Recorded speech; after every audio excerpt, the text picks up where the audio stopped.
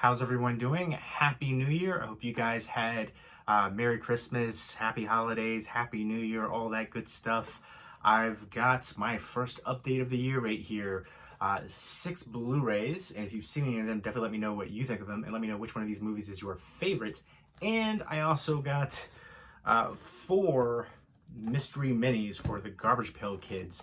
I used to love the Garbage Pail Kids cards growing up as a kid. I remember them being banned in school, but we would sneak them in and trade them and stuff, and just so many cool, gross out, hilarious characters. And I remember the movie as well. The movie's not necessarily good by any means, but it was, nostalgia for me and entertaining as a kid. But just to see all the different iterations throughout the years, they've done newer ones.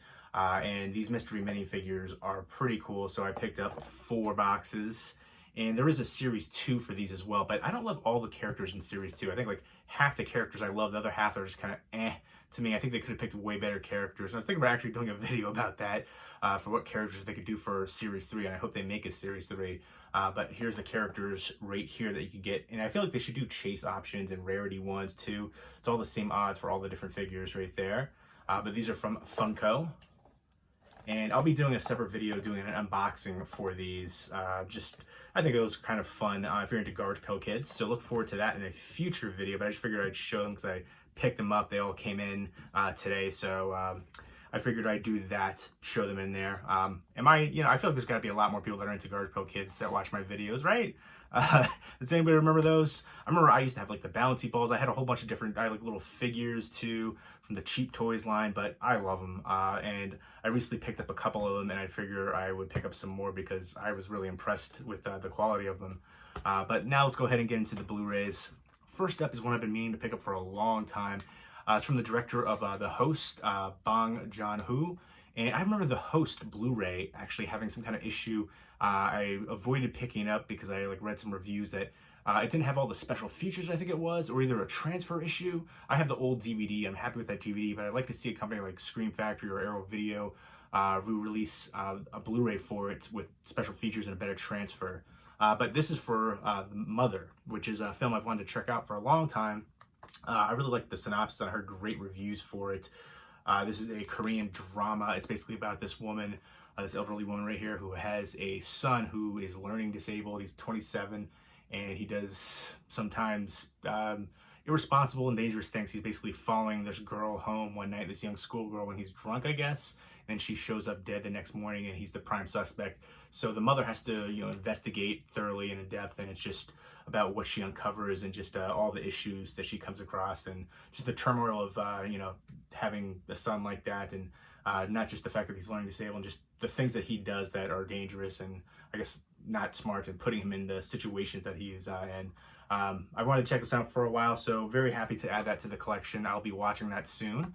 Next up is Searching, and I remember thinking like this easily modern Hitchcock right here. If with the technology aspect of Hitchcock was around, this is what he'd be doing. I'm pretty sure there's some kind of blurb, Hitchcock levels of suspense, but to me this is like modern Hitchcock with the technology aspect. It's good to see John Chu in so many different films lately. I know he's in the Grudge remake coming out, which the trailer looked pretty decent for that, and I know it's another remake of that movie, but this one to me blew me away. I heard so much hype for it. I'm always a bit skeptical when I hear a movie has that much hype. And I saw the trailers for it. I was like, it seems pretty straightforward. It's basically his daughter goes missing, and he's trying to find out what happened to her. And he's realizing, going through her phone and computer that she didn't really have many friends, and she's not the girl that he basically knew. And he just digs deeper and deeper into this mystery of it. And I love the way that it plays out, and very suspenseful. I remember the confrontation with his brother. I love that scene, but very well acted. And I really like John Cho as an actor. I remember, obviously, Harold and Kumar, far departed from that kind of role, but I really enjoy this film. Really blew me away, and I've been meaning to pick it up for a while, and I saw it had a good price, so I figured why the heck not. I think this was like $10, and then with the digital code, I think I ended up selling that for $3, so I'm cool with that. Yeah, I never use the digital copies. I'd much rather have the physical copy whenever I want. Definitely physical media for me, which is what this channel is about. So yeah, every time I usually get rid of the digital copies. I've done giveaways in the past, but for like an older movie like this, I'll usually hit up like one of the forums. People ask me where I sell them. There's a whole ton of different forums out there for digital copies and stuff like that. Next up, from Twilight Time, this is limited to 3,000 copies. This is the true story of Jesse James, and this is directed by Nicholas Ray, who did They Live by Night, Rebel Without a Cause, and he also did The Lonely Place with Humphrey Bogart, which I have somewhere up there on my Criterion shelf. A really interesting history of that director and one of his wives and his son and that weird situation, but I think he's a very talented director, and this is one of my favorite films about Jesse James. Robert Wagner, I believe, is the lead. Jeffrey Hunter is really good here too. I like the supporting cast, Hope Lang, a few other recognizable people, but it's what they're trying to say is it's one of the most truthful adaptations of the Jesse James story, and I really enjoyed the heck out of this one. And then the one with Brad Pitt and Casey Affleck, the assassination of Jesse James by the coward Robert Ford.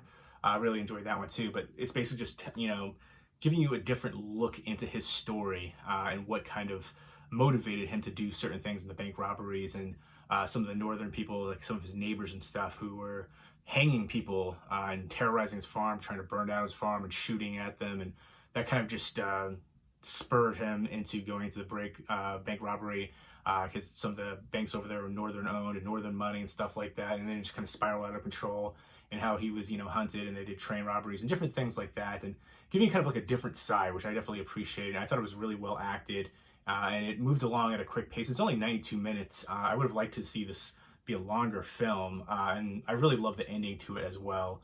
But yeah, this one was shot in CinemaScope, and it's from cinematographer Joseph McDonald did My Darling Clementine. And yeah, for me, again, one of my favorite Jesse James adaptations right here. And I love the Twilight Time releases. Again, limited 3,000 copies. Usually their ones are limited 3,000 to 2,000, something like that. But most are 3,000. There's a few that are different. And I like that they include the booklet with behind-the-scenes information. Sometimes things from film critics. But you have interior artwork too. My only criticism for Twilight Time releases are just the fact that sometimes they're a little light on special features. This one has an isolated music track, Fox movie tone newsreels, and then theatrical trailer. I would like a little bit more from that, but the packaging is great with the clear case, and the booklets and interior artwork, disc artwork, stuff like that. And again, the price point is sometimes a little bit higher, but I wait for sales for them too. And I think this is the future of physical media, the limited, and maybe the price point may be a little bit higher, but limited to 3,000 copies. Bigger studios, Fox, Universal, Warner, Sony, things like that, Lionsgate, they'll have, limited to 200,000, 500, something crazy like that, but it's still going to be limited release. I think that's the future. Next up is Death Chasm, which held off buying for a long time. I wanted to check this out for forever. A few years ago, I was seeing this girl, and she bought this for me. And then we stopped seeing each other, and she kept, we would still keep in contact, and we're still friends on Facebook, in fact. And she would always say, like, oh, I'll bring over Deathgasm, and that just never happened. I was like, you know what, I'm tired of waiting around. I'm just gonna buy it myself. And I've heard great things about it. I think it's kind of like a heavy metal horror movie, and yeah, it's blood soaked. It's a horror comedy. It looks crazy from the back. So yeah, I don't know too much going in except for the heavy metal aspect and just craziness and bloodiness. Yeah, I guess they summon an ancient evil, and I guess they have to fight to survive, and there's some of them become inhabited by demonic forces, and there's all kinds of craziness going on. So I'm excited for checking this one out, finally. Long overdue, and this has reversible artwork too, and I like kind of like the record aspect right there for the artwork. And there you go. I prefer that artwork a little bit more. But yeah, I'm excited to check this one out. This is one I've been wanting to watch for a long time. I heard good things about it, so long overdue. I finally broke down and bought it myself. I feel like I'm always going to think of that memory of this movie, though. But next up, this was $7.99. I thought this was a steal. This is the first J.J. Abrams Star Trek movie. I love this one. The visuals here. Every time I watch it, I think of Anton Yelchin. Very sad that he passed away. Really talented young actor, and such a freak accent how he passed. He's done a lot of great films. One of my favorites that he was involved in was Green Room. That to me was one of the most tense, thrilling movies I've ever watched. Definitely check that one out, but it is violent and very suspenseful and dark. It's a good one though. It's definitely for me one of the ones that I think about the most when I think about him. He's done tons of movies. but that is one that I've really enjoyed. But he's in here too, and this to me looked amazing on home video on the 4K released, and I love the heck out of this. I love all the Star Treks, all the different iterations. I do need to check out the recent one though. I haven't watched that. And the one guy who was in Deep Space Nine, the captain on there, he used to live literally down the street from me. He was also an American History X as like the English teacher, I believe, or history teacher. I can't remember now. But he used to live right down the street from me. But yeah, Deep Space Nine there. But Next Generation is what I grew up on. But I love the original series too. But to me, this was such an awesome film. I love the heck out of it, lens flares and all. But yeah, I remember looking that up recently, like J.J. Abrams' lens flare, and there's like all these different things. His wife told him to not have so many lens flares in future movies. He was doing like interviews, and he's promising not to do as many lens flares. I thought that was hilarious. There was like a video on YouTube of all the different lens flares and just like Star Trek. I love that guy. I think that's so that he's known for that. And he's kind of going with it though too, taking it well. But yeah, some good special features in here too. And very happy for this price point too, $7.99. I think it was like right after Black Friday I picked it up. All right, I put the order in. I don't know when, maybe it was before Christmas. I don't know, but yeah. Maybe it was right before Christmas that I got it. It was after Black Friday, so that's accurate. It was after that. But next up, I picked this up. This was $5, Victor Crowley. Hugely disappointed in this one. It's from Adam Green, the Hatchet series. I love the Hatchet movies. The first one is amazing to me, one of the best slashers ever. And it definitely has that 80s throwback feel and just some amazing gore effects and kills in there. I love the character too. Kane Hodder is awesome. The second one to me isn't nearly as good, but it has two amazing kills. The third one to me is kind of like an homage to the series and to the fans with all the different characters popping up. I love Danielle Harris too, and just some other characters there too. But and the different actors you see. But this one to me was just such a disappointment. They're going back to the swamp. It's cool to see some of the characters here, but I didn't like the emphasis on certain characters, and it just I was just disappointed. As far as the kills too, there was a couple good kills in here, but I wouldn't want to sit through it again. I just thought it was disappointing. I did check out some of the special features on here, and I thought some of the special features were more enjoyable, just going through the process of making of and things like that. So if you are a fan, you could appreciate the special features for sure. But being a fan of the Hatchet series, this is easily the worst in the franchise. The plane crashes when they're going back to the swamp. They're going to kind of like film the one survivor basically talking about it there in the swamp, and just all these different quirky little side characters and their interactions. I didn't really like it at all. I would like to see Holliston come back though. I love the heck out of that. And Digging Up the Marrow was a lot of fun from Adam Green too. And whenever I think of Adam Green, I think of Frozen, which I never consider a horror movie, but to me it's the only Frozen over there. I'll take that over the Disney one. But it's a really thrilling Frozen, great survival thriller. A lot of people consider it horror, I don't, but very well-made movie and one I enjoy. But this one to me, the worst of the Hatchet films, and I hope they make more Hatchet movies, but come up with a better idea, better script, better writing, better characters. The gore effects are still good. Kane Hodder's still good. The look of Victor Crowley, but I don't know, just everything else was disappointing big time. So I'm going to get rid of this one for sure. So if anyone wants to do a trade or something, let me know. But there you go. Those are the Blu-rays. If you've seen any of them, definitely let me know what you think of them, and let me know which one of these is your favorite.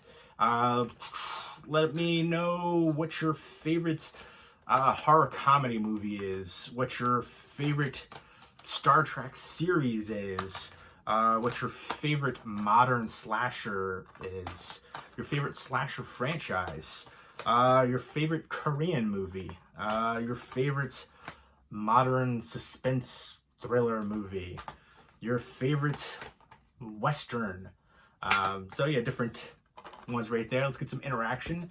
And I'll be doing some more videos coming up too. I still have my Black Friday haul over here, which I wanted to film a video for. Got some Christmas stuff over here too, so expect some future videos. And again, I'll be doing some unboxings of these Garbage Pail Kids mystery minifigures coming up soon, so look forward to that if you're into that. Of course, it'll be on the title, so if you want to skip that, you can when I upload them. But there you go. Let me know what you think of these pickups. Leave me those comments down below, and I hope everybody's doing well, and I wish everybody a happy and healthy New Year.